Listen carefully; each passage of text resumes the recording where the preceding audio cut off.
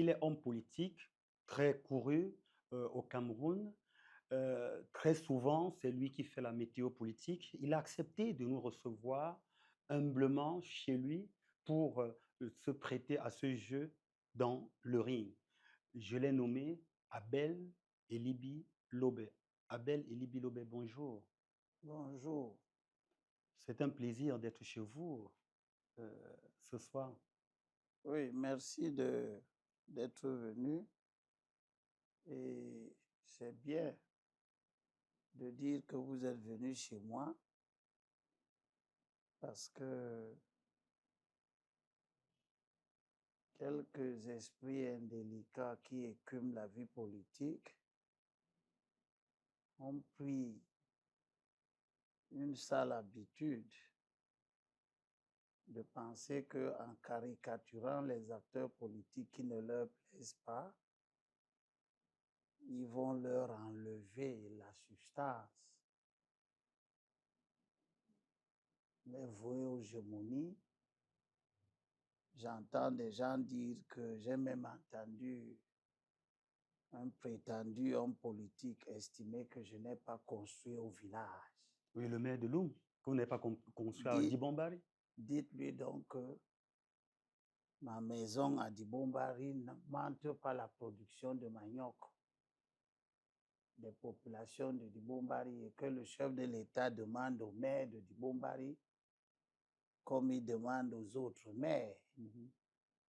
Dans l'article 156 du Code général des collectivités, parlant des compétences que l'État a transférées aux collectivités territoriales pour les besoins de développement local, dites-lui que ce qu'on demande aux maires, c'est de soutenir la production agricole, piscicole, pastorale, artisanale, de soutenir les micro-projets générateurs d'emplois et de revenus. Pas à Elimbi de construire la maison au village. Oui, là, et donc, quand un homme politique réduit sa réussite à la maison qu'il a construite, cela veut dire qu'il n'a pas sa place dans notre champ politique. Parce que nous avons besoin des hommes politiques qui pensent à l'augmentation de la production de café, de poivre, des agrumes, à leur transformation, la production de la valeur ajoutée, pas à l'accumulation des biens matériels personnels. bon, Et que comme oui, je vous reçois chez moi aujourd'hui, oui. dites-lui que moi, j'ai pas construit à Dibombari parce que mon père a construit là-bas une maison qui a 7 chambres, qui n'est pas habitée, et que moi, j'ai construit à Bonapriso. Ah, voilà, justement. Et que vous êtes chez moi, d'ailleurs, vous êtes bienvenu. Vous n'avez pas l'impression que vous avez trouvé quelqu'un qui dort au trottoir. Non, pas du tout. Voilà. Les élections municipales et législatives arrivent. Hein. Question simple, est-ce que Abel Elibi Lobé sera candidat? J'ai toujours été candidat. Depuis 2007 que j'ai commencé à être candidat aux élections générales. Et cette fois-ci, vous serez toujours candidat? J'ai toujours été candidat. Sous quelle bannière?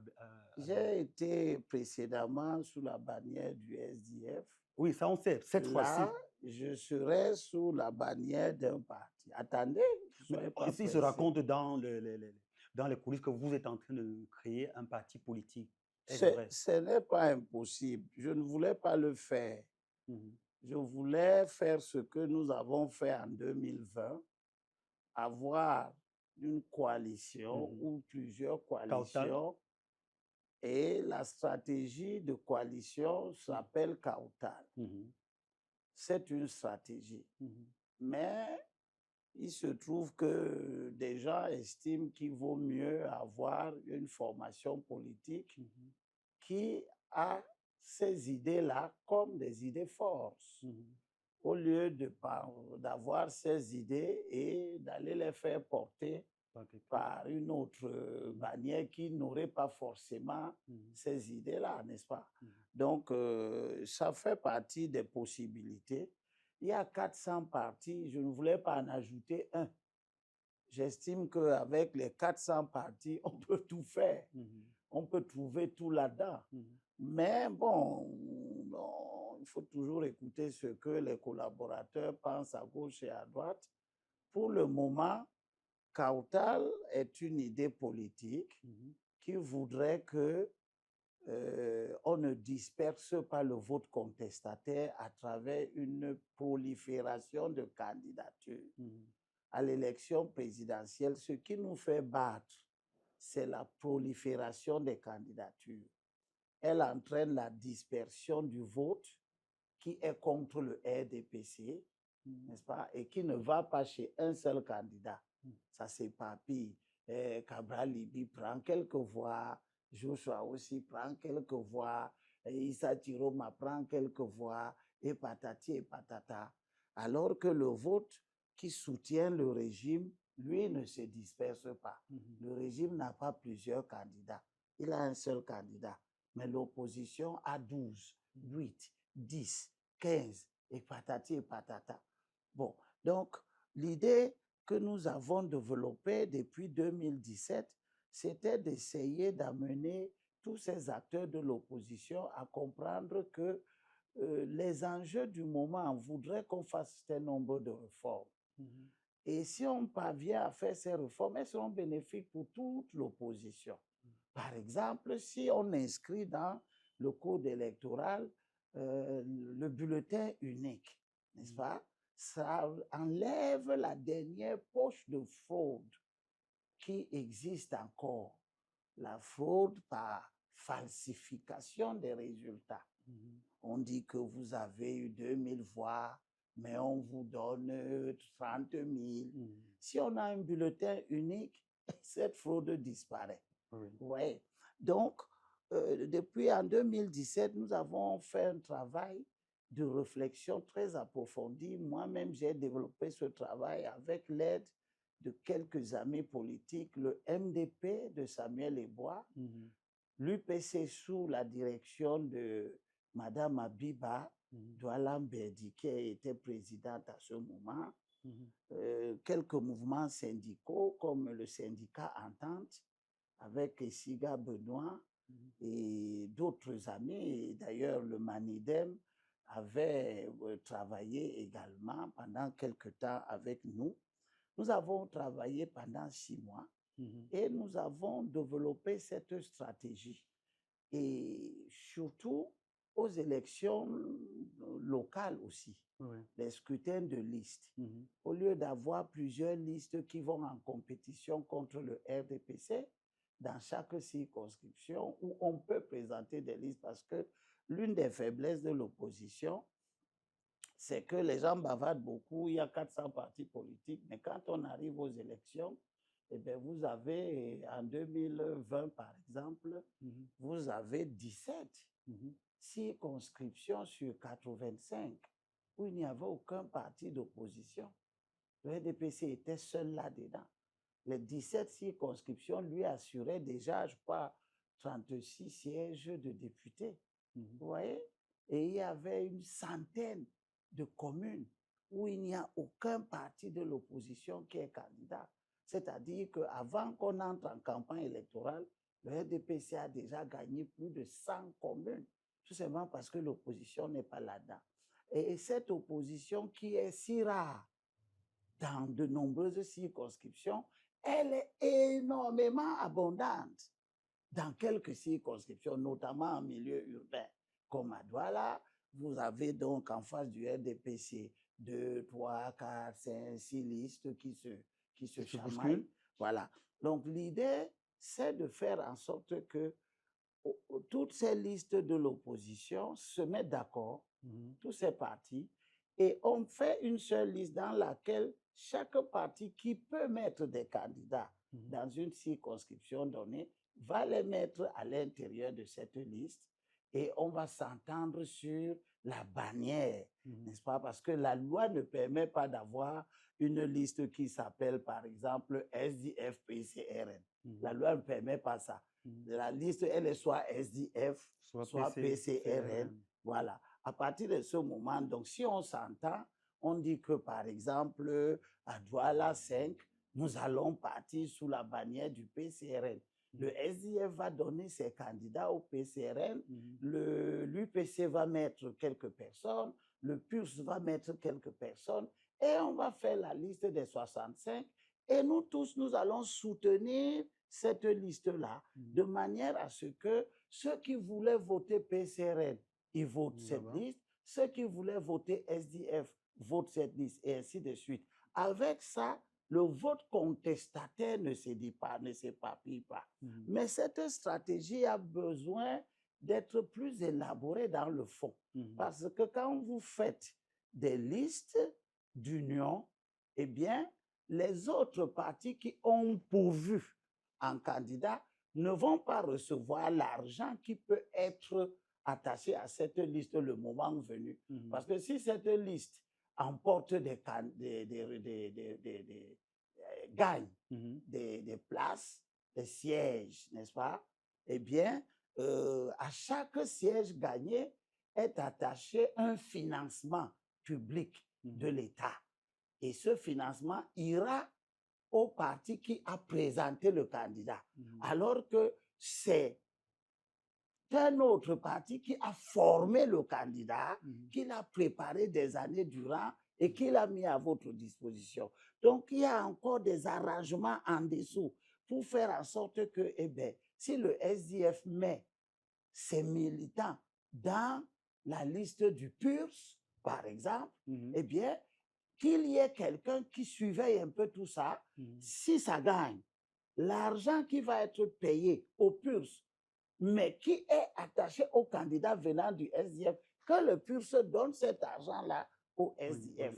Tout ça en attendant d'avoir une majorité parlementaire qui permet donc de modifier le code électoral de manière à ce que les alliances politiques deviennent possibles. Voilà. Cette stratégie, nous l'avons baptisée Kautal. Kautal est un mot fulbé qui veut dire union, unité, n'est-ce pas? Et en 2020, je suis allé aux élections avec des listes qui avaient pour titre Kautal. C'est-à-dire que la liste est une liste du mouvement des écologistes camerounais, mais son titre, c'est Kautal. Parce que la liste a le parti auquel elle se rattache, elle a un titre. Ça, c'est peut-être la subtilité que beaucoup de gens ne connaissent pas, n'est-ce pas? Mais c'est ce que nous avons fait en 2020. J'étais présenté par le mouvement des écologistes, mais les listes s'appelaient Kautal, avec l'emblème de Kautal et l'emblème du parti qui nous présentait aux élections. Oui, vous êtes candidat dans le Mungu Sud. J'aimerais que vous confirmiez ça. C'est bien ça? Oui, je serai candidat aux élections législatives. J'ai déjà été 10 ans durant conseiller municipal. Il est temps de laisser la place à d'autres personnes. On vous appellera bientôt honorable. Certes, maintenant là, d'après nos recherches, les composantes sociologiques ou ceux qui écument Mungu, il y a beaucoup de Bamileke là-bas. Maintenant, on connaît votre position par rapport à ce peuple-là. Comment comptez-vous les convaincre? Quelle est ma position par rapport à ce peuple? Il se dit que vous êtes bamiphobe. Ça veut dire quoi? Il y a une haine contre les Bamileke. Et ceux qui disent ça, ils sont bamiphiles? Non, je pense que nous avons des acteurs politiques en manque d'inspiration qui essayent n'ayant pas d'argument à opposer à la revendication que nous avons développée, ils pensent qu'ils peuvent faire recette en inventant un mot bamiphobie. Évidemment, si les Bamileke sont dangereux, on doit avoir peur d'eux. Maintenant, c'est à eux de montrer en quoi est-ce que nous trouvons qu'ils sont dangereux. Mais a priori, personne n'a peur d'une communauté au Cameroun. Mais si une communauté s'organise pour être elle-même un problème aux autres communautés, il est évident que les gens doivent avoir peur. Si vous avez une communauté qui travaille, où des élites enseignent le suprématisme apprennent aux membres de la communauté qu'ils doivent se sentir supérieurs aux autres, une telle communauté peut emporter le sentiment de rejet, n'est-ce pas, par rapport aux autres communautés. Donc, moi, personnellement, je m'en fous de ce type de considération parce que je considère que le Cameroun est comme un mille-pattes. Chaque ethnie est une patte de ce mille-pattes-là. Et chaque ethnie doit être à sa place. Dieu a donné à chaque ethnie une place. C'est pour ça que nous avons 10 régions. On peut même en avoir plus. On avait avant 7 provinces. Le président bienvenu. On est passé à 10. Peut-être qu'un autre président viendra, va passer à 12 ou à 15. Mais quand vous regardez ces régions, elles épousent grosso modo la dispersion géographique des grands groupes communautaires. À partir de ce moment-là, nous considérons que géographiquement, chaque grand groupe communautaire est logé quelque part. C'est à cet endroit-là que le groupe doit s'épanouir sur le plan politique et sur le plan du développement, n'est-ce pas, économique et social. C'est ça que nous appelons avoir une place. Et chaque groupe doit respecter la place des autres. Et chaque groupe doit avoir à l'esprit que les autres groupes doivent exister. Il ne doit pas y avoir une politique, un comportement, une philosophie où un groupe peut aller prendre la place des autres groupes. Parce que... Quel groupe prend la place de l'autre groupe? Par exemple... Quel groupe? Par exemple, oui. Par exemple, au littoral, le littoral a 19 sièges de députés à l'Assemblée nationale. Ça, c'est la place du littoral. Cette place doit être occupée par les enfants du littoral pour qu'eux aussi soient présents à l'Assemblée nationale pour remplir la fonction de représentation de la nation. Les 19 sièges-là sont occupés par 9 personnes qui ne sont pas ressortissants du littoral. Mais c'est la démocratie que vous défendez depuis plus de 20 ans aujourd'hui. Non, ce n'est pas la démocratie. Ça n'a rien à voir avec la démocratie. C'est une compétition électorale. Mais la démocratie, ce n'est pas la compétition électorale. La démocratie, c'est le fait que le citoyen choisit son dirigeant. Ça n'a rien à voir avec une compétition. Vous voulez réduire la démocratie à la compétition. Non. La démocratie, c'est le fait que le dirigeant est choisi par le citoyen. Terminé. Maintenant, les mécanismes de ce choix, eux, c'est la technologie électorale. Et elle doit tenir compte d'un certain nombre de contraintes selon le pays et leur réalité. Si vous faites un système électoral au Cameroun qui est tel que on dit que le littoral a 19 places, cela suppose qu'on attend 19 ressortissants du littoral au Parlement. Mais s'ils sont 50, parce que les ressortissants du littoral se sont fait élire dans d'autres régions, ça n'a rien à voir avec la démocratie, ça a à voir avec un système électoral qui peut permettre cela ou pas. Et le système actuel, tel qu'on le pratique, et pour nous, on le pratique contre une disposition de la loi. C'est pour cela que nous avertissons les acteurs politiques que dorénavant, nous allons devoir saisir les juridictions compétentes si les règles ne sont pas rigoureusement respectées, pour que nous n'ayons plus la situation que vit le littoral et qu'aucune autre région ne vit, qui est que sur les 19 sièges du littoral, 9 sont occupés par des gens qui ne sont pas du littoral. À partir du moment où vous avez ces gens qui occupent des sièges destinés au littoral, sans qu'ils ne soient des littoraliens, cela force la fonction de représentation des peuples du littoral. Résultat des courses. Une circonscription comme Vouri-Est, c'est une circonscription du littoral qui comprend 2 grandes communes, la commune de Douala 5 et la commune de Douala 3. Ces 2 communes sont anthropologiquement constitué de 3 grands groupes communautaires. Les Bakoko, les Bassa du Vouri et les Aqua, ce qu'on appelle les Bonambela, ce qu'on appelle encore dans le jargon traditionnel Mbela Djedou, c'est-à-dire Bonamoussadi, Bonangang, Bangé. C'est l'extension du territoire des Aqua dans la partie que administrativement on appelle Douala 5e. Oui. Eh bien, il n'y a aucun Bakoko à l'Assemblée. La faute à qui à ce moment-là? La faute au système électoral. Il n'y a aucun Bassa du Vouri à l'Assemblée. Ils sont exclus du mécanisme de représentation des communautés à l'Assemblée. Ils sont remplacés par un Bamoun, un Bafang et M. Ngahan Isaac, je ne sais pas de quel département il est là-bas. Il était parce qu'il s'est reposé.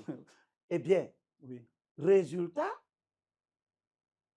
les ressortissants de l'Ouest, à qui on a donné 25 sièges, ils ne sont plus 25 à l'Assemblée. Ils sont maintenant 25 plus 3. Ça fait 28. N'est-ce pas? Oui, 28. Et puis vous allez dans le Mungo, où on a mis 6 sièges, répartis en 2 circonscriptions. Mungo Nord, 3 sièges, ça part de Mélon jusqu'à Lou. Mungo Sud, 3 sièges, ça part de Ndjombe Penja jusqu'à Dibombari. Ça fait 6 sièges. Là-bas, les communautés anthropologiquement constitutives, ce sont les Bakoko du Mungo, les Pongo dans l'arrondissement de Dibombari, les Bankon dans l'arrondissement de Bonanea, les Balons dans l'arrondissement de Mombo, de Mbanga, de Ndjombe Penja, les Bonken, les Bafoun, les Babons, dans l'arrondissement de Manjo, les Bakoshi, les Manéas, dans l'arrondissement dans la communauté urbaine de Konsamba avec 3 arrondissements, Konsamba 1er, Konsamba 2e, Konsamba 3e, les Baneka, dans l'arrondissement des Bonnet, les Bakaka, dans l'arrondissement de Barré, etc., dans l'arrondissement de Mélon avec 2 cantons, le canton Beau et le canton Elon. Est-ce que vous savez que sur les 6 sièges qu'on a donnés à tout ce monde-là, 4 sont occupés par des ressortissants de l'Ouest qui appartiennent à 2 partis politiques différents. Ndjemeni, qui est du SDF, Mbapte Jean-Baptiste, qui est du RDPC, Simé Pierre, qui est du RDPC, Ngancham Louis-Henri, qui est du RDPC. Donc, vous avez sur les 6 sièges alloués au Mungo, vous avez 4 qui sont occupés par des ressortissants de l'Ouest. Du coup, l'Ouest se retrouve avec 28 déjà, plus 4. Ça fait combien? Ça fait 32. Ça fait 32. Puis, vous revenez à Vouri Ouest, c'est-à-dire l'arrondissement de Douala 4e, qui est la terre natale des Bélé, n'est-ce pas? Une partie de la composante Douala, les Bélé. Et là-dedans, vous savez... C'est occupé par qui? C'est occupé tout par un ressortissant de l'Ouest, là-bas, chez les Bélé. C'est occupé par un Bamileke que le découpage administratif a situé au littoral dans le nord Makombe. C'est un Moya. Les Moyas sont les Bamileke. D'accord? Et il s'appelle Fanja Gabriel. C'est lui qui devient le député de Bélé. Du coup, il n'y a pas de Bélé à l'Assemblée nationale. Il n'y a pas de Pongo à l'Assemblée nationale. Il n'y a pas de Bakoko du Mungo à l'Assemblée nationale. Il n'y a pas de Bankon à l'Assemblée nationale. Il n'y a pas de Ballon à l'Assemblée nationale.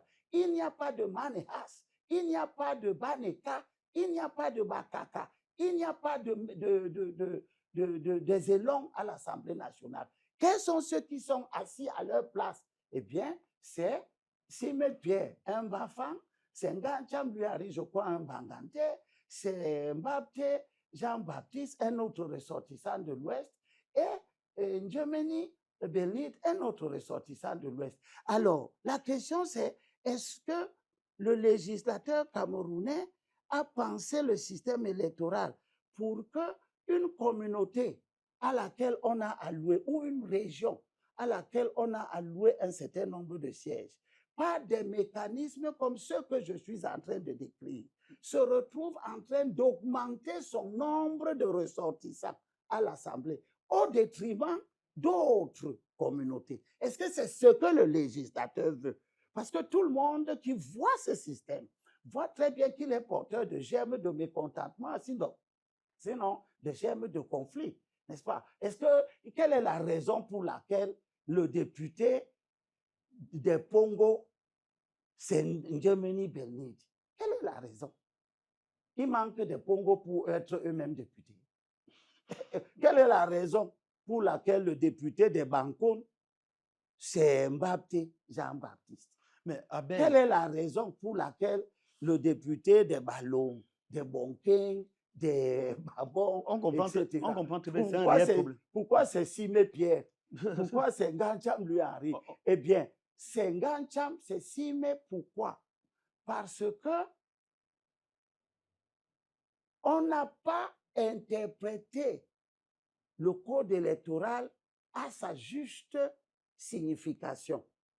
L'article 151 du code électoral dit intime l'ordre aux partis politiques de constituer les listes de candidats en tenant compte des composantes sociologiques de la circonscription. Article 151, alinéa 2.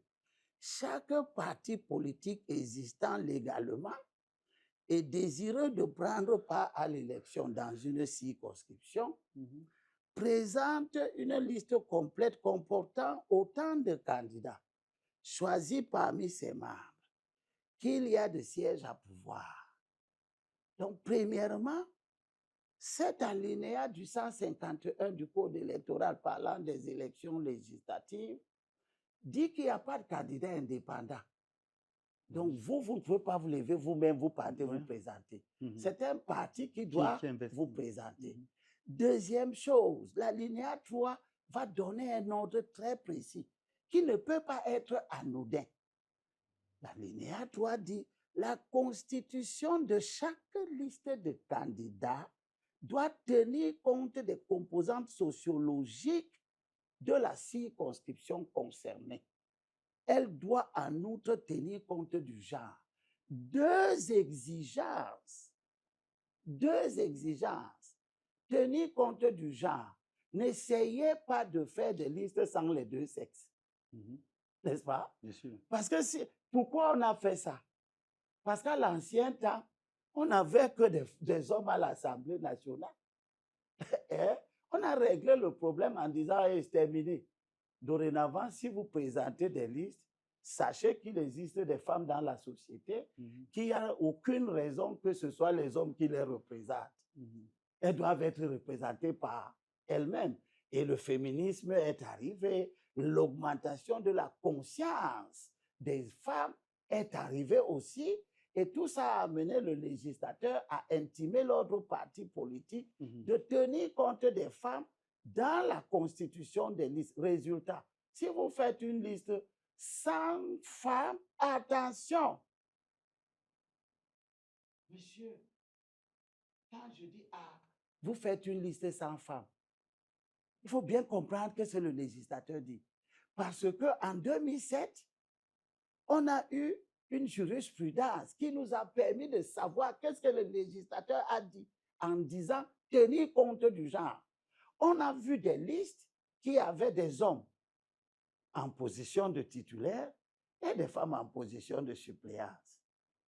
Et cette liste a été attaquée. C'était une liste de l'UNDP, si je ne me trompe pas, en 2007 d'ailleurs. Ce n'est pas si ancien que ça. Et c'est l'UNDP qui attaquait. À ce moment, le Conseil constitutionnel n'existait pas encore. C'était la Cour suprême avec Dipanda Mwele qui siégeait en lieu et place du Conseil constitutionnel. Puis, l'UNDP s'est défendu en disant, oui, mais nous avons mis des femmes. Et le juge suprême a demandé, mais elles sont où?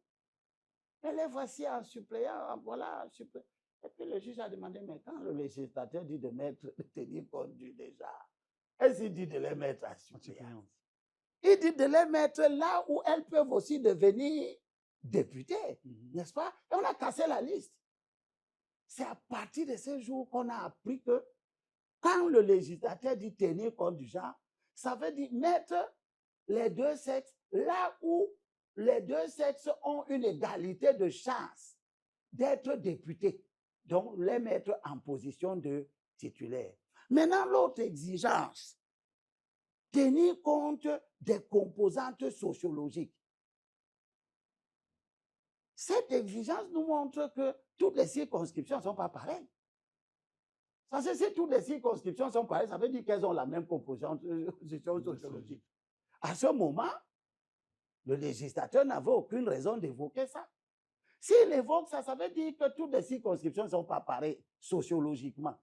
Donc, ça veut dire que, attention, monsieur les partis politiques, quand vous allez faire la liste, ce sont les gens qui sont les composantes sociologiques que vous devez prendre en compte. Il n'a pas dit de prendre les halogènes. Il n'a pas dit que de prendre les composantes sociologiques selon qu'elles sont très nombreuses. Si elles ne sont pas nombreuses, s'il n'y a que 2 pygmées, vous pouvez les laisser, ainsi de suite. Non, toutes ces considérations, ce sont les spéculations des hommes politiques.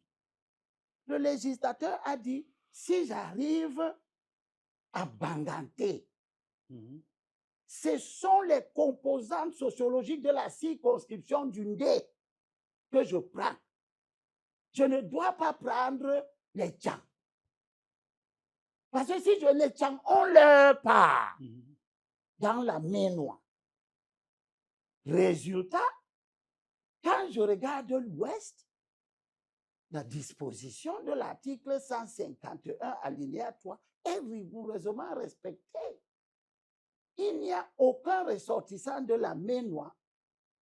À Baganté, par exemple. Pas qu'il n'est pas élu.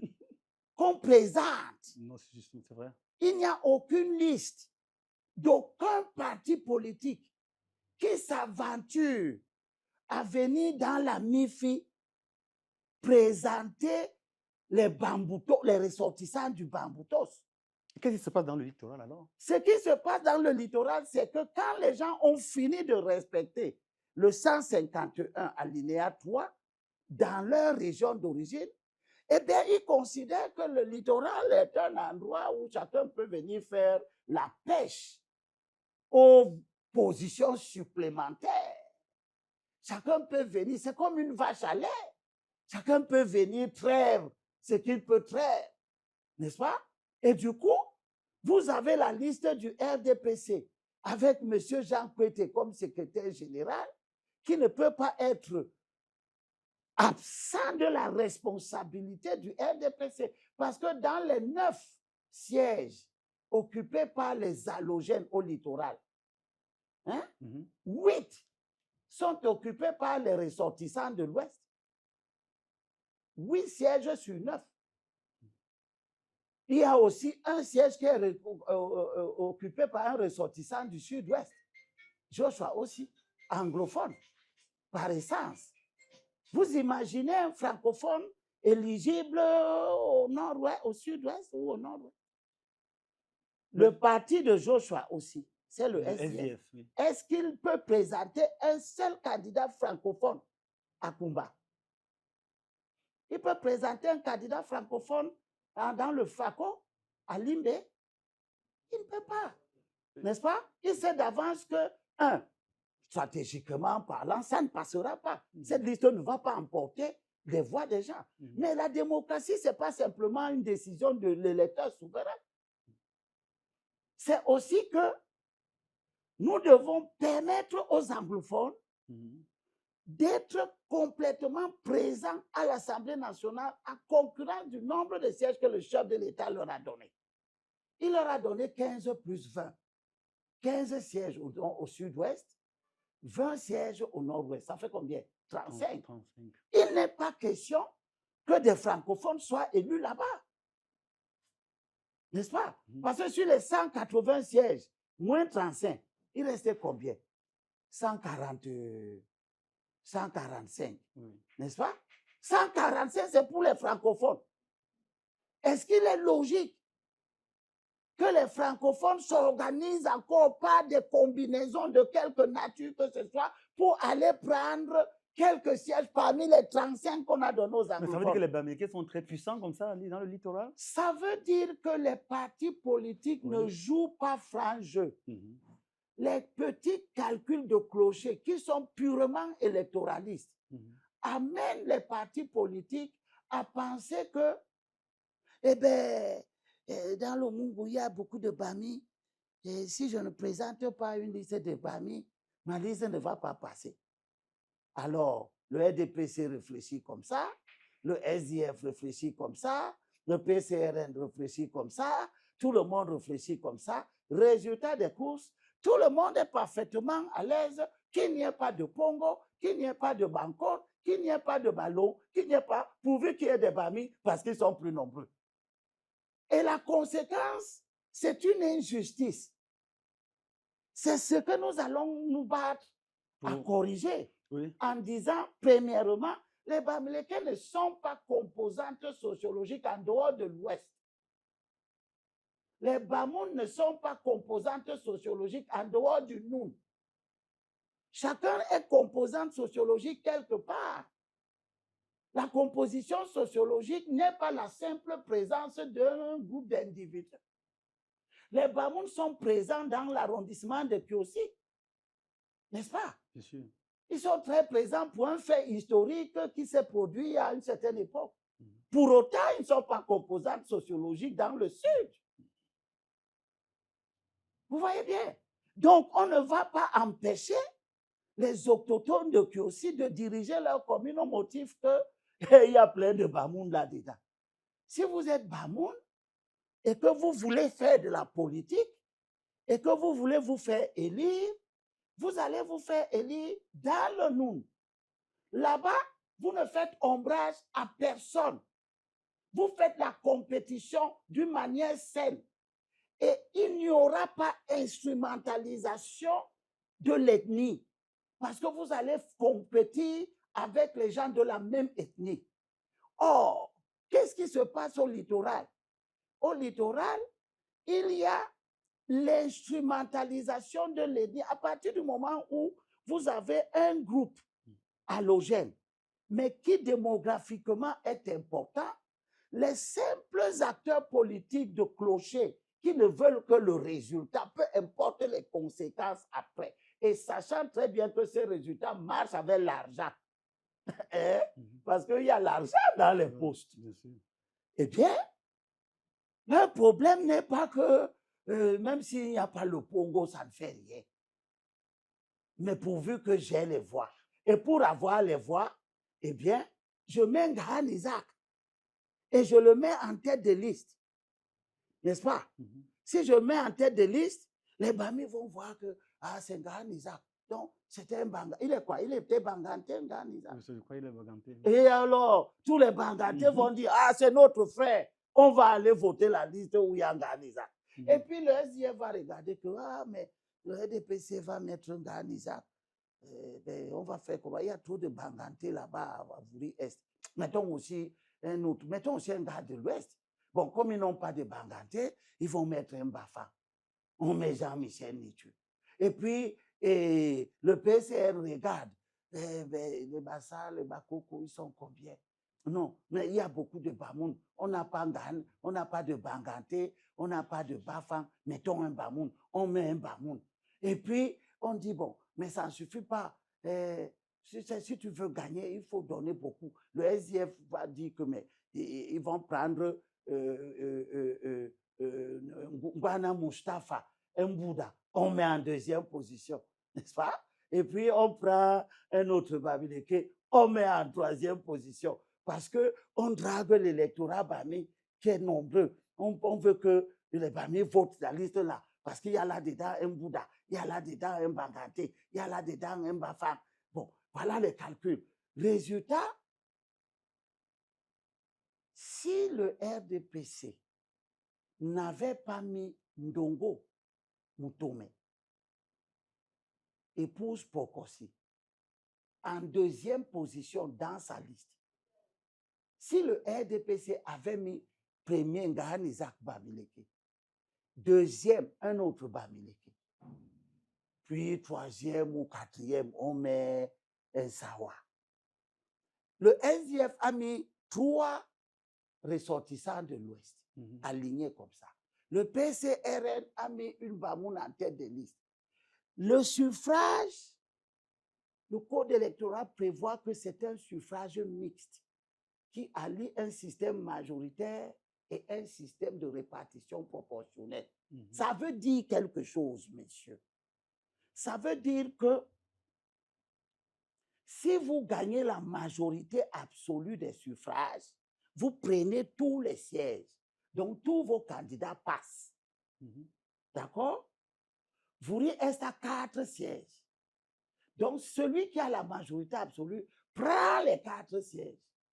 Mais s'il n'y a pas de majorité absolue, on commence à partager les sièges. Et l'article 143 est très bien pour nous permettre de comprendre les enjeux. Le 143 dit quelque chose de très important. Le 152, autant pour moi, alinéa 5. Les sièges sont attribués aux candidats dans l'ordre de présentation sur chaque liste. Vous comprenez un peu ce que ça veut dire? Ça veut dire que si la liste a 2, on prend le premier et le deuxième. On ne vient pas demander au parti que bon, vous avez gagné 2, donnez-nous 2 noms. Non. Tels que vous les avez présentés, tels on va les prendre. Qu'est-ce que cela veut dire? Cela veut dire que la position qu'un parti politique vous donne dans une liste exprime un privilège. Vous comprenez? Je comprends bien. Si on vous met en tête de liste, ça veut dire que s'il y a un siège, c'est vous qui le prenez. Si vous avez 2 sièges, c'est vous qui le prenez. Résultat, dans le cas de Vouri-Est en 2020, le RDPC a eu la majorité relative. La loi dit qu'il prend la moitié des sièges. La moitié de 4, c'est 2. Il a donc pris 2. L'article 152 alinéa 3, c'est l'alinéa combien? 152 alinéa 5. Dit qu'on prend tel qu'on les a présentés. On a pris donc le premier, Ngahane Isaac Bangante. Le deuxième, Pokosi. À supposer qu'on n'ait pas mis Pokosi en deuxième position et qu'on ait mis un autre Bami. Les 2 qui sont passés auraient été Bami, n'est-ce pas? Bien sûr. Puis, le SDF, les 2 autres sièges restants, on les partage aux autres partis. C'est ce que prévoit la législation. Le PCRN est passé en tête avant le SDF. Il a eu un siège. On prend dans l'ordre de présentation. Comme il a présenté une Bamoun, Nouran et Asana Molu, on a pris la Bamoun, n'est-ce pas? Et puis le SDF a eu un siège. On a pris Nietzsche. Donc les 4 sièges de Vouri-Est peuvent être des ressortissants de l'Ouest pour représenter les Bakoko, les Bassa du Vouri et les Aqua. Et vous trouvez que c'est la démocratie. Est-ce que c'est une bonne démocratie qui voudrait que la représentativité des Bakoko du Vouri, des Bassa du Vouri, des Aqua soit sujette à caution, qu'elle soit susceptible de varier selon que les Bamis sont nombreux là-dedans ou pas. Si demain, ce sont les tout-pourris qui deviennent nombreux, eh bien, c'est maintenant les tout-pourris qui vont commencer à représenter les Bakoko, les Bassa du Vouri, les Aqua.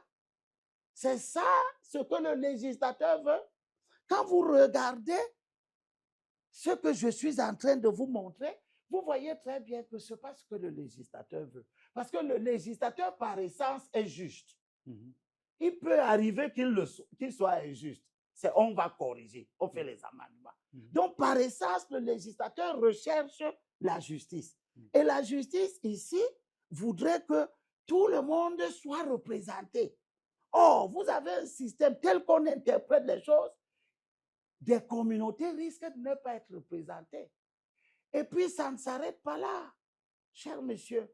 Maintenant que les 4 sièges de Vouri-Est sont susceptibles d'être pris par des ressortissants d'une autre région, en l'état actuel des choses, ce sont les ressortissants de l'Ouest. Qu'est-ce qui les empêche? Et les partis politiques et les ressortissants eux-mêmes de manœuvrer aussi pour prendre les 3 sièges de Vouri-Centre. Vouri-Centre, c'est Douala 1er et Douala 6e, Manoka. Ce sont les Balimba, les Bonanjo, les Belles, les Bonambela, les Aqua, les Daïdo, Bonebele. Voilà Douala 1er. Voilà Douala 6e. Voilà la circonscription de Vouri-Centre. Le chef de l'État a mis 3 sièges là-dedans.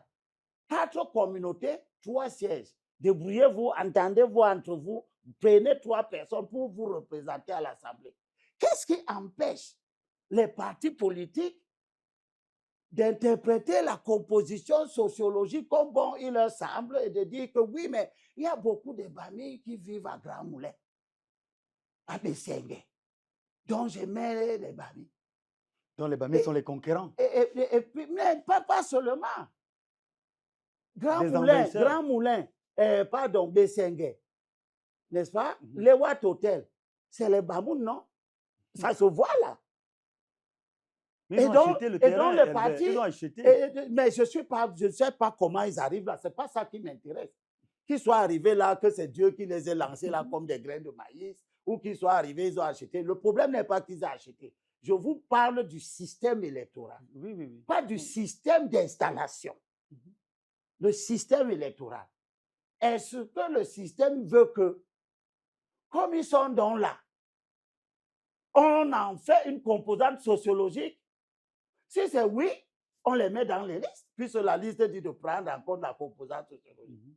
Si c'est non, on ne les met pas, même s'ils sont nombreux. Or, en l'état actuel de la lecture, les partis politiques vous disent, mais ils sont là. Ils sont très nombreux. Si je les mets, j'ai la chance de passer. N'est-ce pas? Et le RDPC les met. Le SDF les met. Le PCRN les met. L'UPC les met. Tout le monde les met parce qu'on drague l'électorat démographiquement important. Vous voyez, l'idée que le jeu démocratique, c'est un jeu démographique, pervertit complètement la réalité de notre démocratie. Ça inverse ça, ça gâte ça, au point où on fait naître le risque que les Aqua, chez eux, ne soient plus députés. Que les Bonanjo, chez eux, ne soient plus députés. Que les Daïdo, chez eux, ne soient plus députés.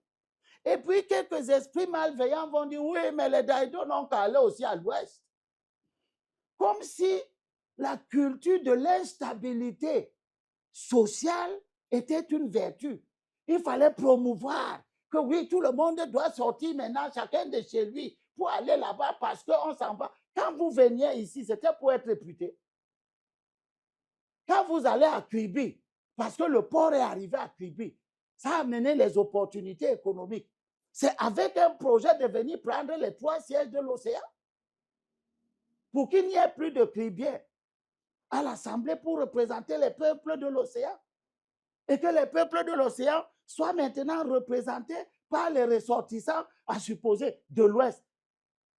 Et on va leur dire, oui, mais les gens de l'océan, les Batanga, les Mabé, les Ngumba et tout ça, il faut aussi aller à l'Ouest. Donc, vous voyez que notre système démocratique n'est pas conçu, il n'est pas conçu comme ça. On est en train de le pervertir. Il est conçu pour permettre la notion de composition sociologique, voudrait que c'est une barrière que le législateur a mise pour permettre de respecter ce qu'il a dit dans la Constitution. Dans le préambule de la Constitution, le constituant camerounais dit « l'État préserve les droits des populations autochtones ». Les Aqua ont le droit d'être représentés. Et l'État doit préserver ça, n'est-ce pas? Les Mabéa, les babons, Avançons. etc. OK. Donc, On a bien compris. vous Abel. comprenez que il y a un problème et moi, je vous dis, je vais me présenter là où je suis composante sociologique, peu importe la structure de l'électorat, parce que c'est moi qui dois être candidat. C'est vous qui devez être candidat dans le Mungo Sud. Si vous êtes un ballon, un bancon, un pongo ou un bakoko, On a très bien compris. hein, Oui. et je mets donc en garde les formations politiques Qui vont vous aider? Qui viendront nous défier en voulant piétiner une fois de plus l'article 151. Nous irons devant le juge constitutionnel et je gagnerai toujours parce que je vais demander au juge constitutionnel de dire ce que c'est que la composante sociologique. Il ne dira pas que la composante sociologique, c'est l'ensemble des tribus qui se retrouvent quelque part du fait des mouvements des populations. Donc, parce que s'il dit ça, moi aussi, je suis composante sociologique à l'Ouest. Si je vais à l'Ouest, je vais trouver un bêtis quelque part, n'est-ce pas? Je vais trouver un fonctionnaire bêtis qui travaille, un fonctionnaire douala, un magistrat, un greffier qui est là. Et que vous devez donc mettre dans les listes parce qu'il est là, il est composante sociologique. On a compris. Et si je vais à l'Ouest, je vais trouver dans la MIFI des ressortissants de la Ménois. C'est la mixité. N'est-ce pas? Et vous, les ressortissants, je vais demander que les ressortissants de la Ménois soient dans les listes de la MIFI, que les ressortissants de la MIFI soient dans les listes du Kouki, que les ressortissants du Kouki soient dans les listes du Ndé. Or, ce n'est pas ce qui se passe. Ce qui se passe et qui est juste, c'est que les enfants du Kouki se présentent dans le Kouki. Okay. Ils ont 3 sièges. Ils ne cherchent jamais à prendre les 2 sièges de la MIFI. Pourtant, vous savez que le Kouki n'est qu'une partition de la grande MIFI de l'époque. C'est le même peuple.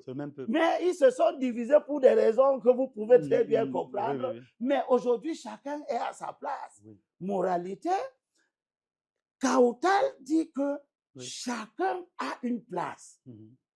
Que personne n'essaye de quelque manière que ce soit de changer son nombre de places en allant prendre les places des autres. C'est cela qui crée les distorsions dans l'harmonie que nous voulons construire. Si nous sommes soucieux de construire l'harmonie au Cameroun, il s'agit de l'harmonie entre les communautés, n'est-ce pas? Et l'harmonie entre les communautés ne peut découler que du respect mutuel, pas de l'amour. Il ne s'agit pas d'aimer les Bami. Il s'agit de respecter les Bamileke. Il s'agit pour les Bamileke de respecter les Sawa, de respecter les Ekang, de respecter, chacun respecte les autres. Abel, on continue. J'admire votre grande culture déjà et je passe de très bons moments. Si Abel était promoteur d'une entreprise, recruterait-il des Bamileke dans son entreprise? Je suis promoteur d'une entreprise. Oui, je dis peut-être de construction. Je sais que vous avez... Je suis promoteur d'une entreprise qui a plus de 25 ans d'âge. De blanchisserie, c'est ça? J'ai eu une vingtaine d'employés. Y a-t-il les Bamileke? Il y avait un seul Sawa dedans. Kati. Parce que c'est bien que pour nos téléspectateurs, et dit, vous allez confirmer. Kati, que j'ai employé. D'ailleurs, quand j'ai créé cette entreprise, mon premier employé était une fille d'Aïdo. Et bien, elle vit encore. Elle est à Yaoundé. Tout le reste, ça a été des gens venus d'autres contrées du pays. Très bien. Abel, il se raconte que vous avez donné votre fille à un Tchan. Est-ce vrai? Ma fille est allée en mariage là où elle voulait aller. Je ne choisis pas le cœur de ma fille. Ma fille a choisi d'aller en mariage avec quelqu'un qui n'est pas un Sawa. Je respecte ça. Et je ne m'oppose pas à ce genre de choses. C'est tout. Ça ne doit pas faire l'objet d'une émission de télévision. Mais comme vous en faites donc un objet, non, vous êtes pris à votre contre-pied. Non, j'ai posé la question, je voulais éclairer la lanterne de nos téléspectateurs. Je ne parle pas, allez demander à ma fille chez qui elle est partie en mariage. Moi, je ne connais pas l'ennemi de son mari. Oui. Abel, en 2018, vous avez appelé, et là, je vais citer le média, vous étiez sur à FIG Média, vous avez appelé Cabral Libby à se joindre derrière le candidat Kamto. Mais on se voit que depuis un certain temps, vous trouvez qu'il est un politicien inutile. Vous l'avez dit dans une émission. Qu'est-ce qui s'est passé entre-temps? D'abord, je ne pense pas l'avoir dit. Je pense que les gens qui cherchent à trouver... vous savez, je suis très difficile à confondre. Je suis assez difficile à confondre parce que je suis, par formation universitaire, je suis un mathématicien de formation, mathématicien, physicien. La logique, j'ai été formé dans la logique, c'est-à-dire la cohérence des choses. Si en 2018, dans la recherche d'un consensus, d'un candidat de consensus. Oui, vous, c'était dans cette parce que si vous ne le faites pas, vous allez perdre. Cabral Libby faisait office d'un outsider. Il sortait de nulle part pour être candidat. Dans un pays normal, un enfant comme ça ne devait même pas avoir la prétention d'être candidat. Vous ne sortez pas de l'université et vous demandez à 30 millions de personnes de vous donner le pays et vous allez le diriger. Donc, logiquement, Cabral Libby apparaissait comme quelqu'un qui participait à la dispersion du vote contestataire. Il était logique qu'il se rallie à quelqu'un d'autre. Mais Kamto n'était pas mieux. Kamto sortait du régime et personne n'a jamais perdu ça de vue. Il ne représentait aucune alternative crédible. Aucune. Mais maintenant, parce qu'on a éliminé sa candidature dernièrement, fait-il autant ce n'est que la suite logique. C'est-à-dire qu'en 2018, les gens ne voyaient pas encore cela. Moi, j'ai rencontré Kamto en 2017, après avoir mis sur pied la stratégie Captal. Et je lui ai dit, nous étions dans son bureau, je lui ai dit, n'essaye pas d'aller aux élections seul. Il faut aller aux élections dans une coalition. Il ne m'a pas écouté et je crois qu'il voit très bien la suite de sa vie politique. Donc, l'entêtement, parce que le problème qu'il y a dans la famille politique, grande famille de l'opposition, c'est l'incapacité des acteurs à faire leur introspection. Il n'y a que dans l'opposition où, quand quelqu'un échoue les élections, il ne regarde jamais sa responsabilité dans l'échec. On a un bouc émissaire tout trouvé, oh, le RDPC a fraudé, le RDPC a fait ceci, le RDPC a fait cela, et ça sonne juste encore dans les esprits, dans les oreilles de quelques esprits, n'est-ce pas? Cette explication passe partout, qui est une explication fausse. Ce n'est pas le RDPC, ce n'est pas la fraude qui nous fait perdre les élections. C'est quoi? Les études montrent que ce n'est pas la fraude. C'est quoi donc, Abel? Vous êtes en politique. Les faiblesses structurelles des organisations politiques qui présentent les candidats. Des faiblesses structurelles. C'est-à-dire que ces partis politiques sont des structures, non? Ces structures sont intrinsèquement faibles. Faiblesse en termes d'implantation territoriale. Faiblesse en termes de ressources humaines. Faiblesse en termes de ressources financières. Puis, la prolifération entraîne la dispersion du petit vote qui peut se mobiliser contre le régime. Parce que ces organisations faibles, SDF, parti faible, MRC, parti faible, PCRN, parti faible, tout ça, partout. Mais comment? Moi, je vous parle des partis. La force des partis se mesure à leurs gains électoraux. Depuis qu'on a créé le MRC, il n'a eu que 20 élus dans sa vie. Il est en voie de disparition. S'il disparaît actuellement, il aura eu en tout et pour tout le temps qu'il a existé 20 élus. En voie de disparition? 19 conseillers municipaux, un député en 2013. C'est tout. Après ça, le MRC est tombé de 20 élus à 0. Et vous considérez que c'est un grand parti. moi, je considère que c'est l'un des plus faibles. Quand un parti part de 19-0, il a montré sa faiblesse structurelle, comme le SDF, qui est parti de 70 maires en 96. 70 maires sur 360 à 5 aujourd'hui. Ce sont les comportements des faibles, parce que les forts augmentent. C'est les faibles qui diminuent. Le SDF est parti de 43 députés en 96 à 5 aujourd'hui. Il n'est pas en voie de disparition. Quand vous diminuez, quand votre courbe d'évolution n'est que faite de diminution, de diminution, de diminution, vous partez d'ici, vous êtes déjà ici en bas. Ça veut dire que vous êtes vous êtes vers la porte de sortie. Oui, ça peut paraître caricatural, mais sachez que moi, ça me fait énormément mal. Énormément mal.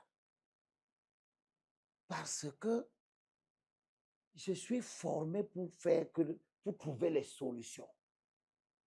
Le physicien que je suis, je connais les lois de la nature, je sais analyser les phénomènes, comprendre comment ils fonctionnent et prévenir, prévoir, réajuster, obtenir les résultats recherchés.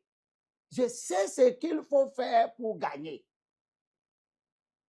Mais je suis dans l'incapacité de faire ce qu'il faut faire pour gagner à cause de la mentalité qui règne dans le champ politique en général et dans la famille politique de l'opposition en particulier. Parlons d'un fait, Abel.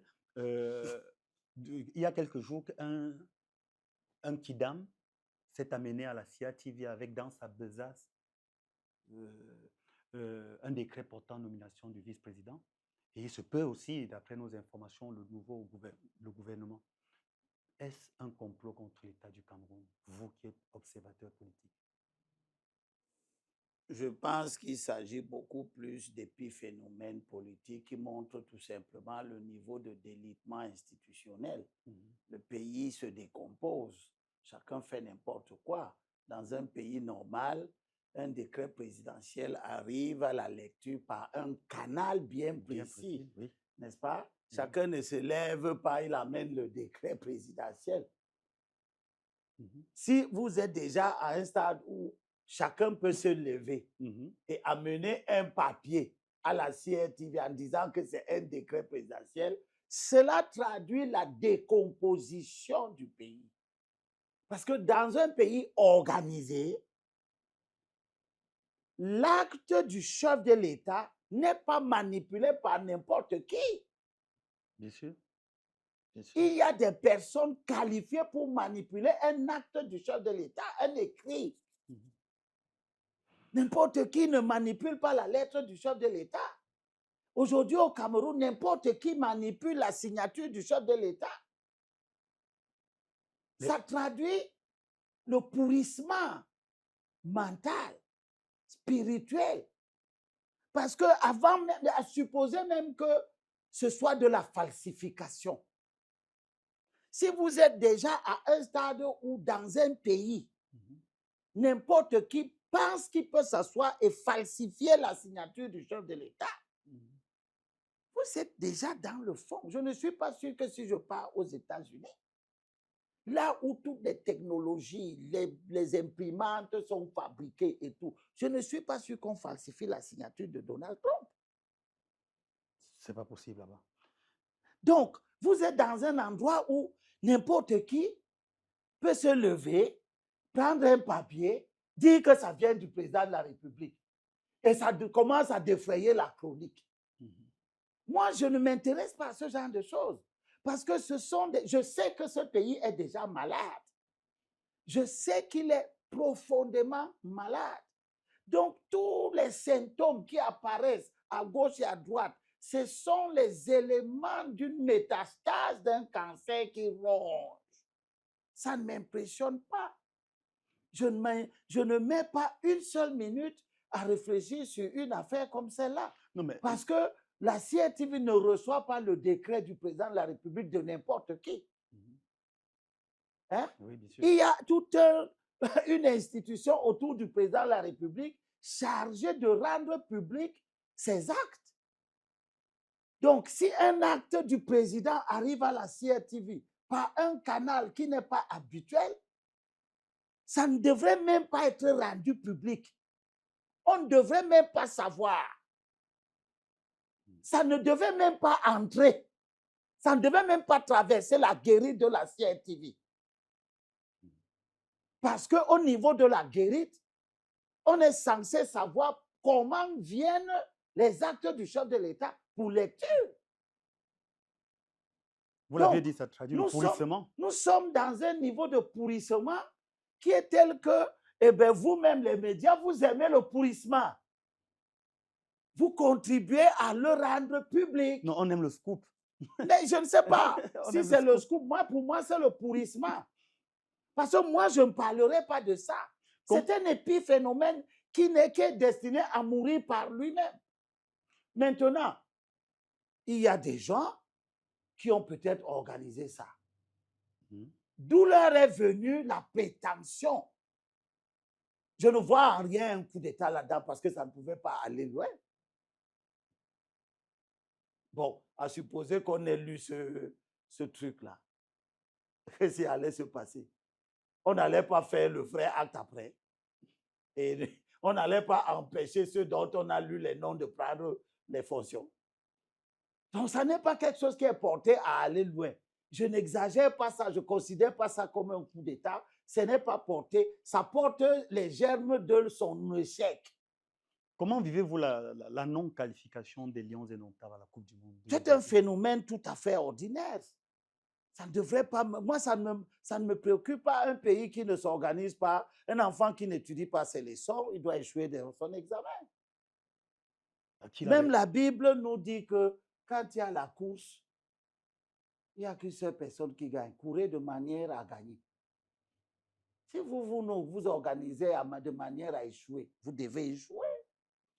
L'échec est la preuve que vous n'avez pas bien préparé. Bien entendu, c'est un jeu. Et dans un jeu, il y a toujours quelqu'un qui va gagner, quelqu'un qui va perdre. Mais parmi les gens qui perdent, il y a perdants et perdants. Il y a les perdants qui ne sont pas bien préparés. Et il y a les perdants qui méritent le respect et l'admiration. Le finaliste de la Coupe du Monde, il mérite le respect et l'admiration, non? Il a bien joué pour arriver à la finale. Mais comme il faut bien que quelqu'un gagne, vous voyez d'ailleurs que parfois vous êtes obligé d'aller au tir au but pour séparer les gens, n'est-ce pas? Et puis que ça, ce n'est plus le talent, c'est devenu quelque chose d'aléatoire. Il faut bien séparer. Parce que tout compte fait, le football, c'est un jeu. Moi, je refuse d'entrer dans la logique où on l'a politisé, on lui a donné des vertus qui ne sont pas celles d'un jeu pour en faire une préoccupation de matin, midi, soir. On se lève, les querelles autour du football. Si j'étais le dirigeant, j'aurais dissous la Fédération camerounaise de football depuis pour que chacun aille un peu se reposer et que demain ou après-demain, les gens reviennent étant calmes. Beaucoup de pays ont fait ça, n'est-ce pas? Le Nigeria a dissous sa fédération. Il y a beaucoup d'autres pays. Quand la fédération de football devient un problème dans un pays, on ne peut pas respirer. Le gouvernement est piétiné. Les ministres sont insultés à cause des footballeurs. On dissout la fédération. Et on reprécise les choses. Et on réorganise. On finira toujours par dissoudre la Fédération camerounaise de football. Parce qu'elle est un élément du pourrissement de l'ambiance. Elle est un élément du pourrissement de l'ambiance. Tout ça à cause de la cupidité. Parce que les gens veulent s'accrocher sur l'argent du football. S'il n'y avait pas l'argent dans le football, il y aurait la paix. Que pensez-vous de la plainte de Issa Chiroma à Paris? Quelle plainte? Il a porté plainte contre les gouvernements, contre certains membres du gouvernement au Cameroun. Je considère que c'est de l'agitation stérile. Ça ne donnera rien. Il le sait lui-même. Il veut peut-être que vous ayez du temps pour ces agissements. Mais Issa Chiroma est une racaille politique. Racaille, Oui, oui, avec ses oui, oui, forts. oui, oui, bien sûr. Moi, j'utilise des mots forts qui sont à leur place. C'est une racaille politique. Il est quand même deuxième. Hein. En quoi? Élection présidentielle. Et alors, si vous êtes deuxième, ça fait donc quoi? C'est ça qui fait que vous n'êtes plus une racaille. Il est une racaille à cause de sa trajectoire, de ses agissements, pas de ses scores. Hein? Quelqu'un qui a déjà été accusé dans sa vie politique de tentative de putsch. Ensuite, il était dans l'opposition. Puis, il est devenu un soutien irréductible du régime qui disait aux gens comment lui ne peut pas se présenter tant que le président Biya est là, qui galvaudait l'opposition, raillait tout le monde, etc. Il se retrouve dans la position des gens qu'il a raillés hier. Quel est le qualificatif que vous voulez donner à des gens qui amènent dans la vie politique de tels comportements où il n'y a pas de morale, il n'y a pas de règles. On peut dire une chose aujourd'hui, on dit son contraire demain, on dit que Biya est très bien, maintenant on le pousse au tribunal, etc. Biya n'a pas changé, monsieur Issa Chiroma. Le Biya que vous dites que vous poursuivez au tribunal, là, c'est le Biya qui était là quand il y avait Gbagbo. Oui. Et c'est vous qui justifiez Gbagbo. Il n'a pas changé. Vous comprenez? Biya est comme le vent. Il ne change pas, il n'est que le vent. C'est vous les girouettes qui changez de direction. Vous voyez? Mais les Bandakani, les Issa Chiroma et tout ça, c'est des girouettes. Un coup, ils sont des opposants irréductibles. Demain, ils sont avec Paul Biya. Après, demain, ils ne sont plus avec Paul Biya. Et patati et patata. Ça montre comment certains acteurs sont responsables du climat délétère. Biya est constant. Il gouverne le Cameroun dans une constance. Une constance dans la mauvaise gouvernance, mais constant. Vous comprenez ce que je veux dire? Je comprends bien. Monsieur Biya est constant. Il ne veut pas de ses ministres. Tout le monde, il les répugne tous. Il ne veut même pas s'asseoir avec eux. Il ne les connaît même pas. Il est dans son monde. Il est constant comme ça depuis 40 ans. Quand quelqu'un fait quelque chose de la même manière pendant 40 ans, vous n'allez pas dire qu'il n'est pas constant. Il est constant. Il est constant. Et il est cohérent. Il ne croit pas en ses ministres. Il a d'ailleurs dit, si on s'en tient à ce qu'il aurait dit à Marafa, que tous ces gens que tu vois là, ce ne sont même pas des ministres. Le président Biya, il est constant. Et nous-mêmes, nous voyons qu'ils ne sont pas des ministres. Ils ne sont capables de régler aucun problème. Ils ne prennent aucune décision. Ils ne s'asseyent jamais avec leur chef et ils ne s'en plaignent pas. Moi, je ne peux pas être ministre. Je fais 5 ans ministre. Je n'ai jamais vu le président de la République et je ne me plains pas. Eux, ils ne se plaignent pas. Tu as vu l'un d'entre eux se plaindre? Non, jamais. Voilà. Donc, ils sont dans un système. Le chef de ce système est cohérent. Il n'a jamais dit que je regrette de ne pas faire le conseil de ministre. Il fait le conseil de ministre pour faire quoi? Pour s'asseoir avec qui? Avec Famin Dongo, qui est incapable d'organiser l'enseignement supérieur de façon tout à fait normale. Il s'assoit avec qui? Avec Nalova. Avec Tangandi. Pour faire quoi? Pour parler de quoi?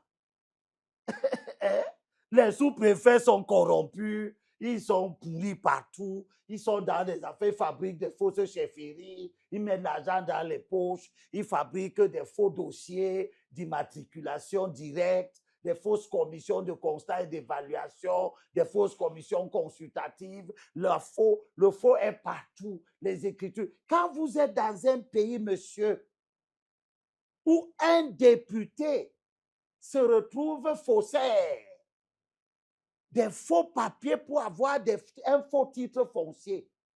Quel député? Vous n'avez pas suivi celui dans le Mungo, à qui on vient de retirer un titre foncier sur plus de 200 hectares qu'il a vendu à tous ses frères de l'Ouest. Manfo David. Moi, je n'ai pas peur. Hein.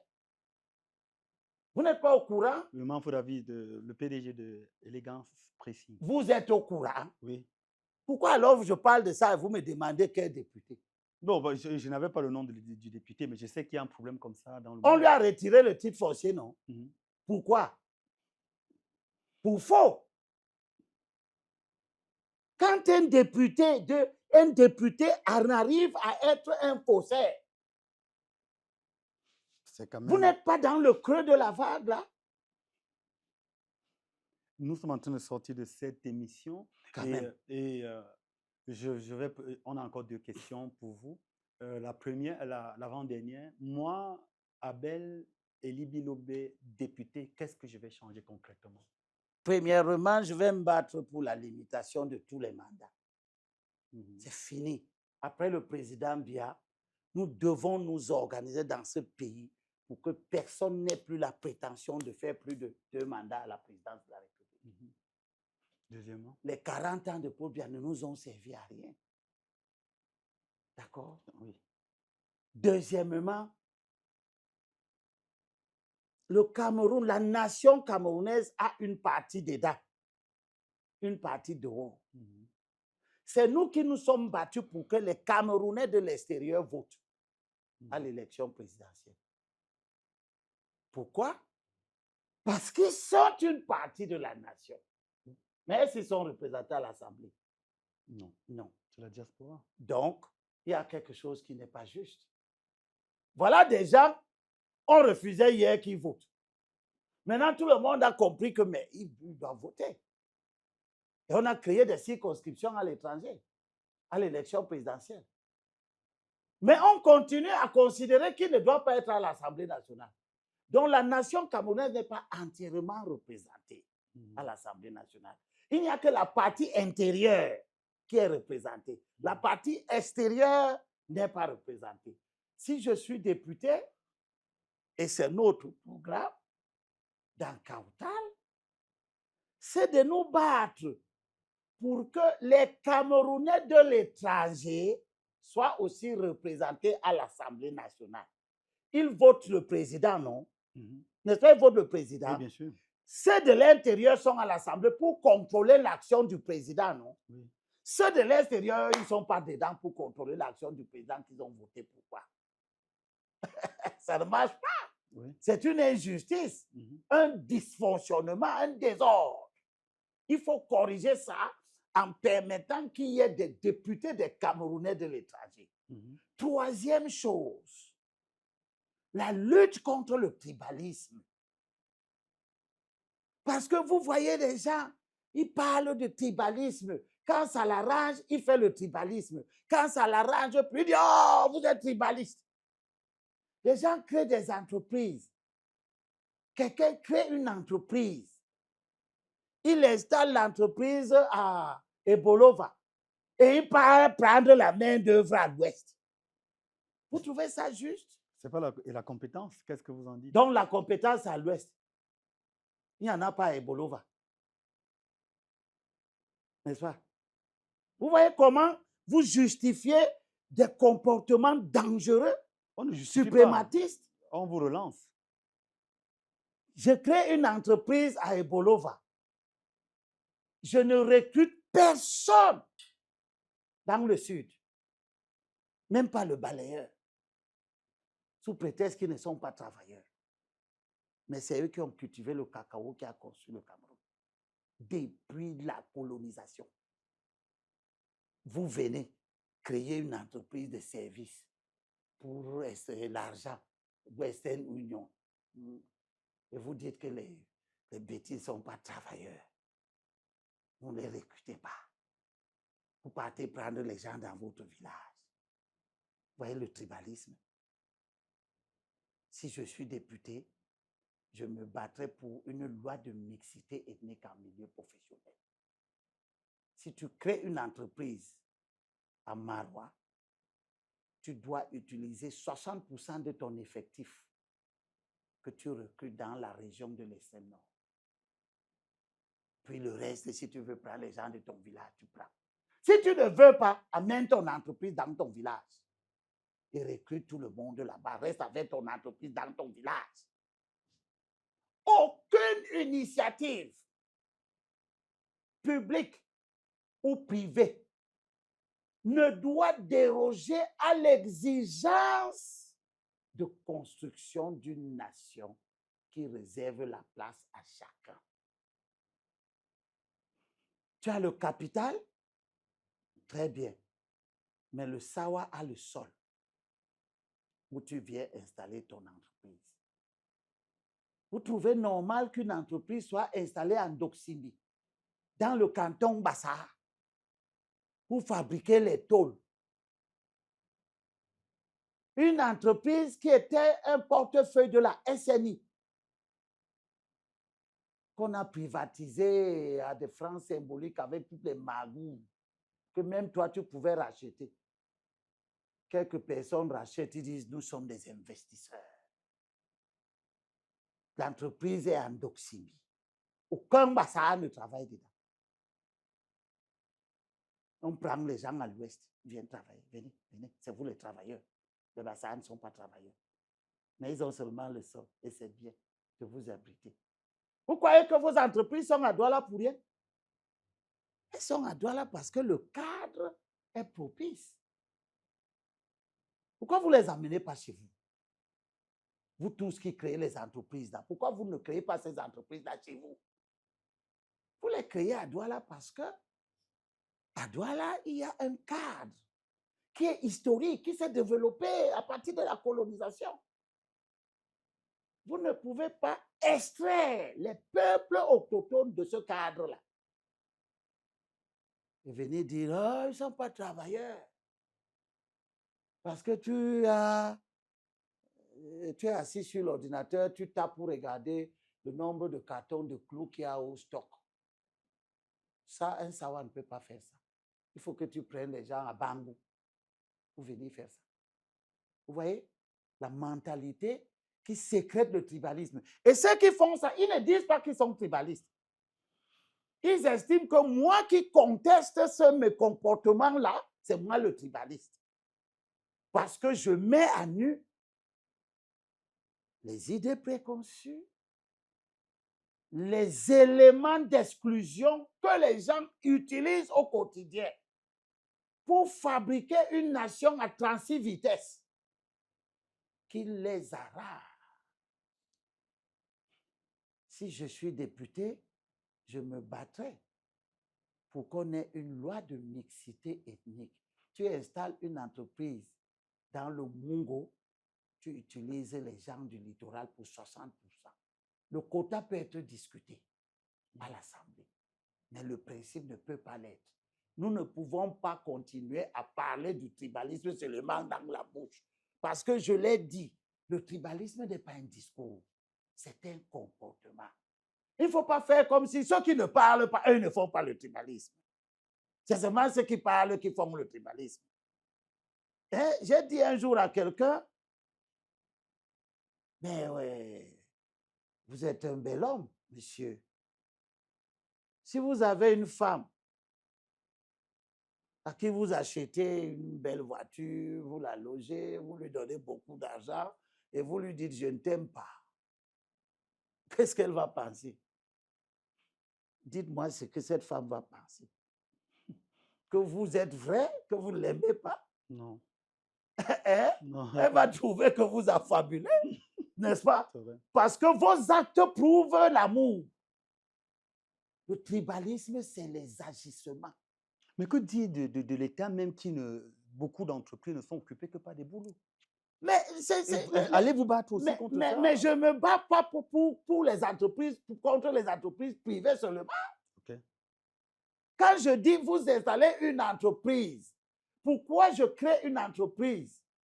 L'État du Cameroun crée une entreprise à l'Est. Je prends l'exemple de la Sofibel, du temps où elle existait, ou de la Cocam en Balmayo, qui fabriquait les contreplaquets et les planches, etc. Est-ce que ce n'est pas normal que les gens qui travaillent à la Cocam soient d'abord des gens de Balmayo? Aujourd'hui,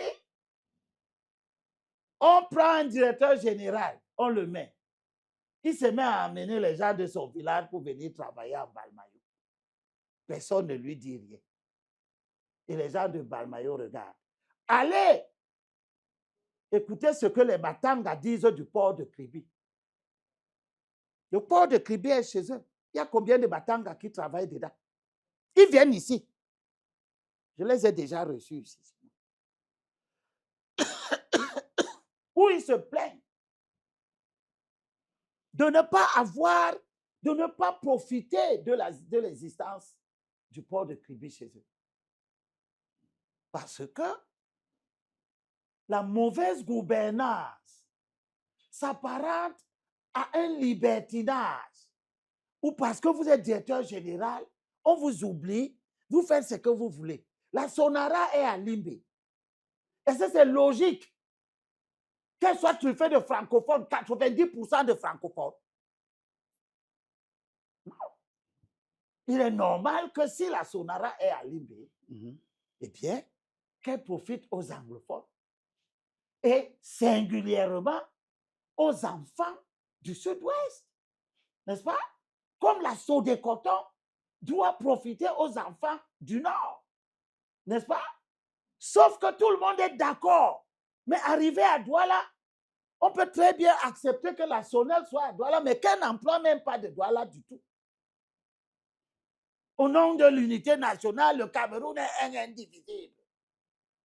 Comme le Cameroun est indivisible, on doit exclure les Douala, on vous prend, on vous met. Parce qu'on a pris un directeur général Bami ou Nordis ou ci ou ça, on a mis dedans. La loi de mixité ethnique en milieu professionnel s'applique à toutes les unités, à toutes les entreprises, qu'elles soient d'un capital public ou d'un capital privé. L'idée, c'est de faire en sorte que le terroir qui héberge l'entreprise en profite. Vous savez, dans l'ancien temps, le courant partait de son loulou, non? Mais son loulou même n'avait pas d'électricité. Vous trouvez ça logique? Le courant, on fabrique ça à son loulou. Le barrage est là-bas. On met les câbles, le courant s'en va. Eux-mêmes n'en ont pas. Si on prenait un peu de courant, on leur donne aussi. Ça allait faire quoi? Pendant longtemps, ça s'est passé comme ça. Pendant longtemps. Le courant part de l'Agdo. Mais l'Agdo même n'en a pas. C'est ça, la mauvaise gestion. La mauvaise gestion, c'est une gestion où les décideurs ne regardent pas les détails de la vie. Et à la fin, vous avez l'accumulation des frustrations, des malaises qui s'accumulent et qui font des citoyens énervés en permanence, tendus. C'est pour ça que vous voyez les gens en route. Tu le vois comme ça, tu veux traverser, et ils t'insultent. Parce que les gens sortent de la maison, ils sont déjà tendus. Tu dors la nuit, on a coupé l'électricité, tu es tendu. Tu te lèves le matin, il n'y a pas l'eau pour te laver, tu es tendu. Tu sors, il n'y a pas le pain, tu veux acheter le pain, tu trouves un cafard dedans, etc. Tu as dit qu'on a une société qui ne fonctionne pas. La loi de mixité ethnique. Troisième chose, oui. Nous devons régler la douleur liée à la question de la multinationalité. Le problème se pose avec acuité. Je viens de faire une tournée mondiale. Je suis parti de l'Espagne jusqu'à Paris, jusqu'aux États-Unis. J'ai rencontré des gens qui sont d'origine camerounaise, qui ont pris des nationalités étrangères. J'ai mesuré la douleur qu'ils ont de vivre une espèce d'ostracisme La question est sensible. OK. Vous allez vous battre pour On résoudre ne ça. peut pas dire que vous allez avoir la multiple nationalité. Tu es camerounais, tu es iranien, tu es chinois, tu es français, américain. D'ailleurs, qu'est-ce qui détermine nos compatriotes à faire ce trafic de nationalités? Mais on peut quand même amorcer un début de solution, n'est-ce pas? Oui. Permettre aux étrangers d'origine camerounaise de venir au Cameroun. D'investir. D'entrer, laissez-moi les affaires d'investir. Ne ramenez pas la vie des gens à l'argent. D'investir quoi? Ce n'est pas une question d'investissement. Ce n'est pas les questions de nationalité qui les empêchent d'investir. Les Chinois viennent investir ici, ils prennent la nationalité camerounaise. Non. Si vous êtes américain d'origine camerounaise, vous voulez investir au Cameroun, vous venez. Ce n'est pas les investissements. C'est la solidarité avec des gens dont nous savons qu'ils viennent d'ici. Tous ces Camden, ces Libye, ces Lobé, ces gens qui sont américains, français, parce qu'ils s'en vont chercher des calculs, profiter de ci ou de ça, les avantages, les opportunités de ces pays. Mais une fois qu'ils ont pris la nationalité étrangère, ils entrent dans une espèce de sanction. Nous les sanctionnons. Ils perdent la nationalité camerounaise avec tous les droits qui vont avec. Parce que tu es un Bouddha d'origine, mais tu as pris la nationalité hollandaise. Tu ne peux plus acheter un terrain. Même dans le Bamboutus, pour acheter un terrain, il faut que le MINAT donne son autorisation. Donc le MINAT peut même refuser. Toi, l'originaire du Bamboutos. Du coup, la blessure est là. Mais elle n'est pas ta blessure à toi seul. Elle est aussi la blessure de tes parents, de tes frères, des cousins, tout le monde qui ne comprend pas. Mais comment? Il a la peau aussi, il a son nom, voici son acte de naissance. Tout le monde voit, il est né ici, il est né, on dispensait ces gens là-bas. On dit qu'il ne peut pas payer le terrain parce qu'il a pris la nationalité française. On peut corriger ça. Bien sûr. N'est-ce pas? En disant, tous les étrangers d'origine camerounaise, on leur donne la liberté de visa, la gratuité de visa, avec leurs conjoints, leurs enfants, parce que leurs origines sont ici. Ça demande un petit aménagement administratif, l'existence d'un fichier, n'est-ce pas?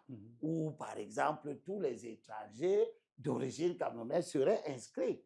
On sait que tu es américain, mais tu es d'origine Sawa, tu as ta famille ici, tous ces renseignements sont dans le fichier. Chaque fois que tu veux venir visiter ta terre natale, on ouvre les portes. Le Cameroun va perdre un peu d'argent parce que ces visas, on les paye 300 €, tout ça, mais c'est rien du tout. À partir du moment où l'enfant américain d'origine camerounaise peut venir, entrer, sortir, la probabilité pour que le pays gagne en termes d'argent qu'on vient consommer ici augmente considérablement. Et l'État peut miser sur ces recettes-là bien plus que sur les recettes du visa. Oui, bien sûr. Et renforcer la solidarité, permettre aux étrangers d'origine camerounaise de retrouver leurs droits fonciers, par exemple. Regardez un peu ce qui se passe en situation d'héritage. Je suis Douala, non. Je suis Sawa, non. Moi, je suis Pongo. Je ne suis pas Douala, je suis Pongo. J'ai 4 enfants. J'ai un terrain ici, le 10-612, 3000 mètres carrés. Hein? Mon fils s'en va en Europe, il prend la nationalité européenne, française. Je décède. Il est successeur ou il n'est pas? En principe. Voilà mon fils, parce qu'il a pris la nationalité française, on dit qu'il n'est plus successeur. Mais ses deux sœurs, ses autres frères, eux, ils restent, ils sont successeurs. Vous voyez comment c'est compliqué? Et il y a des milliers de familles qui sont dans cette situation. S'il vient ici, il a son acte de naissance. Il s'appelle Samuel Lobé. Il est né à l'hôpital La Quintini. Son père, c'est Elibi Lobé. Sa mère, c'est Elisa Teclair, etc., etc. Mais lui, il n'est pas successeur. Simplement parce qu'il a pris la nationalité française. Bon. Si on contourne, on dit qu'il est successeur. On doit muter le titre foncier. On fait la sortie des divisions. Les autres, ils sont Camerounais. On dit non, ceux-ci sont Camerounais. On leur donne le titre foncier. Celui-ci, il n'est pas Camerounais.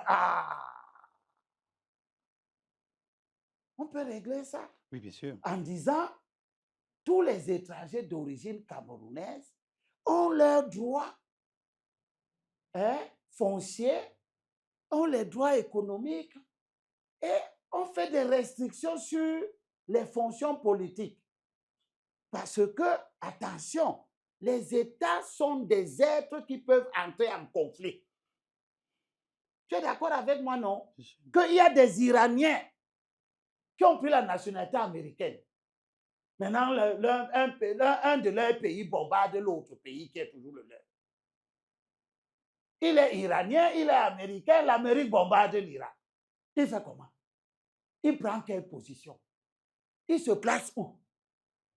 À supposer qu'un Américain d'origine iranienne est président des États-Unis. Les lobbies le poussent à bombarder son pays d'origine. Comme Marco Rubio est cubain d'origine. Il est en tête pour prendre les sanctions contre Cuba. Pour que les gens meurent de faim. Tout simplement parce que il prétend qu'il combat le régime castriste. Tu vois ça? Un mot de fin, Albert. Donc, si je suis député, c'est des questions 4 combats. Mais il y a un 5e qui me tient à cœur. Allons-y rapidement pour finir, on sort déjà. La sécurité foncière. Vous savez, l'article 85 de la loi sur l'urbanisme, 95 de la loi sur l'urbanisme, c'est un article très important. La loi sur l'urbanisme au Cameroun. Oui. Cet article dit que la sécurité foncière urbaine est assurée par l'État aux détenteurs des titres de propriété, c'est-à-dire le titre foncier, des actes transformables en titres fonciers, des actes de droit de jouissance et des autorisations d'occupation du sol. Qu'est-ce que nous voyons? Ton père te laisse un titre foncier. Ton père a fait un titre foncier en 1966. Quelqu'un arrive en 2025, il obtient l'annulation de ce titre foncier. Il y a un problème. Quelqu'un arrive en 2025, il obtient que l'État retire un titre foncier que l'État a délivré en 1966. 45 ans, 60 ans après, il y a un problème. Il y a une insécurité terrible avec le titre foncier. Regardez ce que le futur, on l'appelle Claude le Parisien. Regardez ce qu'il vit. OK, il a magouillé. Il a eu un titre foncier. Il a magouillé. On a obtenu l'extension. Il avait, si c'est trop 5000 mètres, il est passé à un hectare, patati et patata.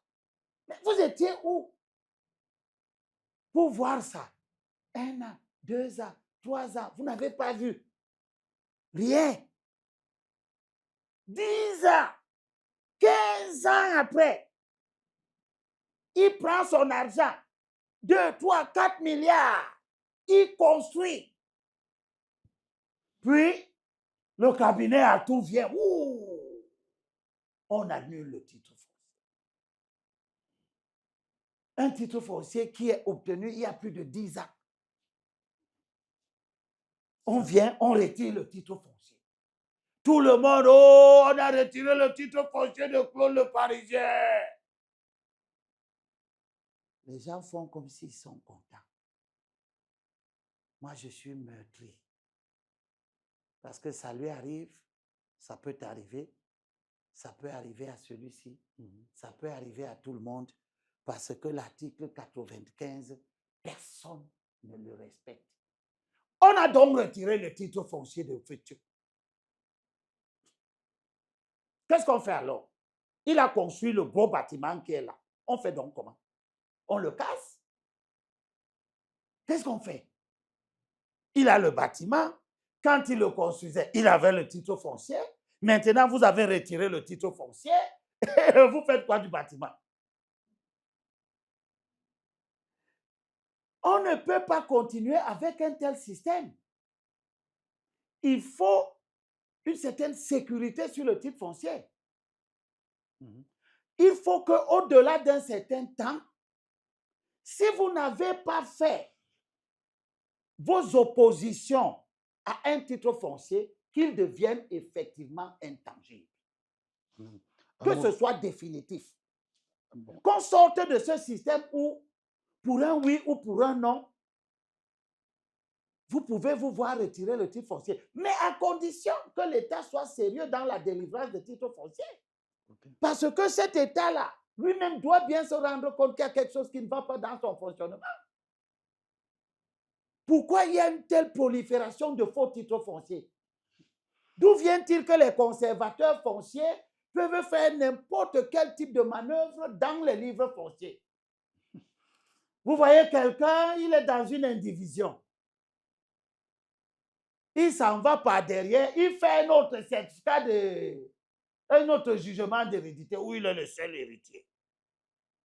Alors qu'il a des frères, il a des sœurs. Il y a un premier jugement d'hérédité qui fait de tout le monde les héritiers de M. Elimbi. Mais un de ses fils sort, il part par derrière. Il fait un autre jugement d'hérédité où les autres enfants ne sont pas présents.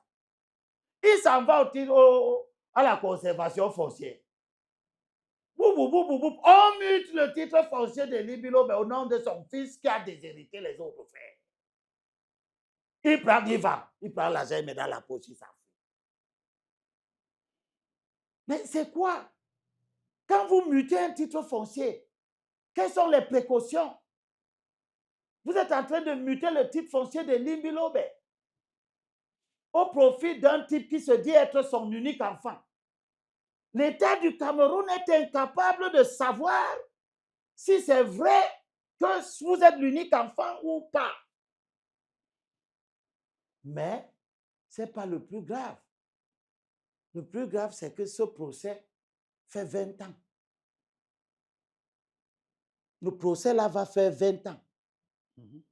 Je reçois ici tous les jours des gens qui sont sur des procédures judiciaires en matière foncière, qui ont déjà fait 30 ans.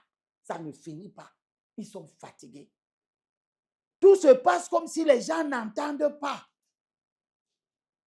Monsieur Eyebe, messieurs les magistrats, messieurs les sous-préfets, les préfets, vous n'avez pas entendu ce que le premier président de la Cour suprême a dit dans son discours lu par le président de la Chambre judiciaire le 26 février à l'occasion de l'installation du procureur général près la Cour suprême. Vous n'avez pas entendu? Le document est ici sur ma table. Le premier président, la Cour suprême d'un pays, le premier président, il parle, le ministre des Domaines est assis. Il dit que les litiges fonciers ont atteint des proportions insupportables. Qu'on ne peut pas comprendre comment une administration des domaines établit un titre foncier le matin. elle l'annule l'après-midi. Le lendemain matin, elle le réhabilite pour l'annuler de nouveau l'après-midi de demain matin. Quel est cet état où un ministre a autant de liberté de dire une chose, de se dédire demain, de se dédire sur ce qu'il s'était déjà dédit. Et tout ça, ça se passe, tout le monde est d'accord, personne ne dit rien, aucun député ne se plaint à l'Assemblée, personne. Vous avez de grands combats à mener quand vous serez député. 5 grands combats. À mener, oui. 5. Oui. Avec Madame Dibunje, Anne-Marie, ma colistière, qui est de Bonalea, Bancoun, avec bébé Longue, qui est le ballon de Mombo, pour le Mungo Sud, où les problèmes de chefferie traditionnelle dépassent l'entendement. C'est de très grands combats. Chaque préfet vient fabrique son village comme il veut. Fabrique son chef. Chaque préfet fabrique son chef, il prend l'argent, il met dans la poche. Vous avez vu ce qui se passe en Banya? Mbutu, qui vient de son Nanga et Boko là-bas, il est venu fabriquer Mbanya comme un village. La terre des Bonama. Mbanya, c'est la forêt des Bonama, le marécage des Bonama. J'ai ici, je peux vous montrer ça. Le relevé immobilier. Mbanya, c'est 2 titres fonciers. Le 13 555 de 29 hectares. Quand vous venez de Daïdo pour aller à Bonam Sadi, côté gauche. Le 13 599, côté droit, là où se trouve le dispensaire à Louget. 93 hectares.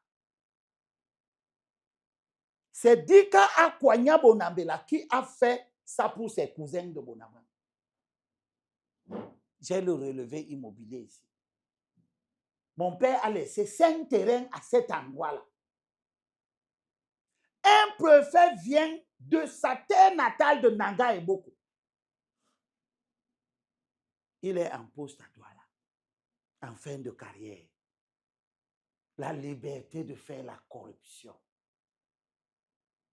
Il s'en va dans le titre foncier d'autrui. Il crée un village. C'est-à-dire que vous avez un terrain privé. Et moi, le préfet, je décide que ce terrain privé est un village. Et je prends M. X, je dis qu'il est le chef. On prend Elonkoto Patrick. On en fait un chef. Sur le terrain privé de la collectivité de Bonama. Vous voyez un tel niveau d'ignominie, de sauvagerie. Les Bonamans ont donc saisi le tribunal administratif du littoral.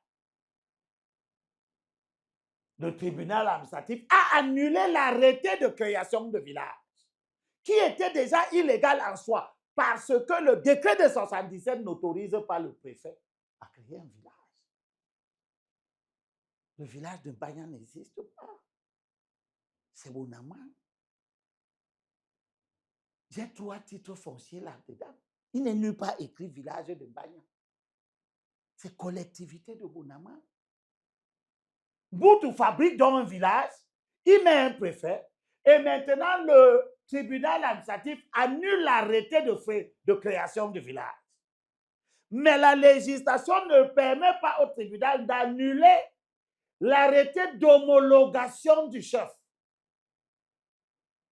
Puisque c'est un autre préfet qui doit rapporter l'arrêté d'homologation du chef. On se retrouve donc avec M. Elonkoto Patrick, qui n'est pas un Aqua. Il est chef. Mais on a annulé son village. Il est donc chef où? Il est donc chef. Et il est là. Vous voyez donc ce que la corruption a créé. Oui. Regardez donc le niveau de délabrement. Et ce préfet, il est assis chez lui. Là où il est au Toto. Là où aucun sawa ne peut venir le soumettre à de tels traitements. Il est assis tranquillement. Il court sa retraite en paix. Il a détruit les gens à Dikolo. Alors que le décret d'expropriation expropriait un seul titre foncier à Bonantonais de 143 mètres carrés. Prend l'argent, il met dans la poche. Il s'en va à Bali. Il détruit les gens. Dans une affaire mafieuse, au profit d'un opérateur économique qui n'a nulle part construit un hôtel dans le monde. Il vient au Cameroun, il dit qu'il va construire un hôtel 6 étoiles. Aucun député, monsieur, pendant 10 ans, une DUP est prise par le ministre des Domaines. Une première DUP, une deuxième DUP, une troisième DUP. Aucun député du Vouri n'est au courant. Les DUP, déclaration d'utilité publique, c'est un arrêté ministériel. C'est censé figurer au journal officiel, non? Ou bien le journal officiel existe. Les députés du Vouri, 9, personne n'est au courant. Les députés du littoral, 19, personne n'est au courant. Jusqu'à ce qu'on vienne de casser des gens. On détruit des gens. On fabrique à l'État du Cameroun 3 faux titres fonciers. C'est-à-dire que l'État du Cameroun lui-même, il fabrique des faux titres fonciers. Le 924, le 925, le 926. 3 titres fonciers posés sur 21 titres fonciers au total. Il n'a pas muté les titres fonciers des autochtones parce que ces titres fonciers n'étaient pas dans le décret d'expropriation dont les autochtones sont censés toujours avoir leur titre foncier. Mais il a créé 23 titres fonciers au-dessus de leurs titres fonciers. Et il n'est pas en train de retirer ça. Maintenant que nous avons éventré l'affaire, les années passent. Les enfants de Bonanjo sont toujours là. On ne les a pas expropriés, mais on les a cassés. On ne les a pas indemnisés parce que leurs titres fonciers ne sont pas cités dans le décret d'expropriation. Donc, ils ne sont pas considérés comme des personnes expropriées. Et pourtant, on a détruit leur maison.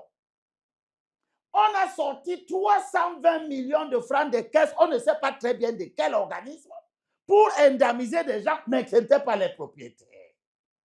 C'est quand même grave. Mon frère, le niveau de décomposition de ce pays, mais il n'y a pas que ça. La qualité des hommes politiques. Cette affaire, tu as entendu un seul député de Bonanjo en parler? Non. Tu as entendu un seul député du littoral en parler? Tu as entendu un seul des 180 députés en parler? Le Premier ministre vient à l'Assemblée nationale tous les mois de novembre. Personne n'a été capable de prendre la parole pour lui demander que Monsieur le Premier ministre, qu'est-ce que vous avez fait exactement à Dikolo? Personne. Ça fait déjà depuis 2022, 4 ans. Nous n'avons pas intérêt à avoir de pareils acteurs politiques. Nous n'avons pas intérêt d'avoir des maires comme Malapa, incapables de mettre les employés de la commune à la CNPS. Ils ne sont pas à la CNPS. La dette de la commune de Douala à la CNPS, 441 millions de cotisations impayées. Ce monsieur se balade, il est dans le parti, il fait des réunions du parti. Personne dans le parti ne prend la parole pour lui demander qu'en est-il de la question des employés de ta mairie que tu n'as pas affiliés, qui prennent les retraites et qui n'ont pas de pension. L'argent est parti où? Merci Abel et Libby Lobé, nous sommes à la fin. C'est un plaisir d'être avec vous et on reviendra à coup sûr parce qu'il y a des questions profondes que vous êtes en train d'aborder. S'il vous plaît, un mot de fin pour notre média et nos millions de téléspectateurs. Des élections arrivent. Je veux que nos compatriotes, tous, sans exception, mais singulièrement les enfants du littoral, sachent que les hommes politiques n'ont peur que des résultats des élections. Si vous n'êtes pas capable de sanctionner les hommes politiques dans les vrais morts, ils vont faire n'importe quoi. Vous voyez des gens qui sont... Vous voyez ce qui arrive à la commune, à l'immeuble de l'hôtel de ville de Douala Premier. Vous n'êtes pas au courant. C'est un immeuble à reconstruire, sinon à démolir. Parce qu'il se fissure partout. Vous avez un maire comme ça. Et il aura l'outrecuidance de venir se représenter aux élections. Le parti même a l'outrecuidance de le réinvestir. Et peut-être de le proposer à la mairie de la ville. N'est-ce pas? Comme quelqu'un qui a trop bien travaillé dans la mairie d'arrondissement. Il appartient au peuple de ne pas s'amuser avec son destin. Je demande aux enfants du littoral, aussi éparpillés soient-ils, revenez vous inscrire au littoral. Vous êtes à Yaoundé, vous êtes dans les autres régions, attention, notre littoral est en difficulté, en très grande difficulté, en raison de la mauvaise interprétation de la loi. Je vais mettre des candidats autochtones partout où je pourrai. Je ne fais que demander aux enfants du littoral, levez-vous et venez être candidats pour assurer la représentation des enfants du littoral, des peuples du littoral, des terroirs du littoral à l'Assemblée. Pour gérer nous-mêmes les ressources du littoral, parce que personne ne va gérer le littoral mieux que nous. L'Assemblée nationale met dans le Mungo au minimum 900 millions tous les 5 ans. C'est le minimum pour les 6 sièges de députés. 4 sont occupés par des enfants de l'Ouest qui prélèvent 600 millions. Ils mettent dans leur poche. On comprend bien que vous allez pas. Si vous savez que c'est juste, continuons comme ça. Mais si vous pensez que ce n'est pas juste, venez vous inscrire sur les listes électorales au littoral. Et enfin, vous allez construire le littoral. Venez voter pour sanctionner ça. Soyez candidat. Ayez l'ambition de diriger vous-même vos terroirs. Parce qu'on va vous dire qu'on prend vos places parce que la nature a horreur du vide. Merci. Merci. C'était Abel Elimbi Lobé, homme politique, promoteur du mouvement Kautal. Il sera candidat aux élections municipales. Législatives, autant pour moi. Dans le Mungo Sud. Dans le Mungo Sud. Et je suis un Pongo. Le Mungo Sud, c'est les Bakoko, les Pongo, les Bankon, les Balou. Donc, moi, je suis un Pongo de Mère Banco. Donc, je suis Mungo de tous les côtés. Donc, retrouvons-nous très, très vite, à samedi à 15h, pour la diffusion. D'ici à là, portez-vous bien.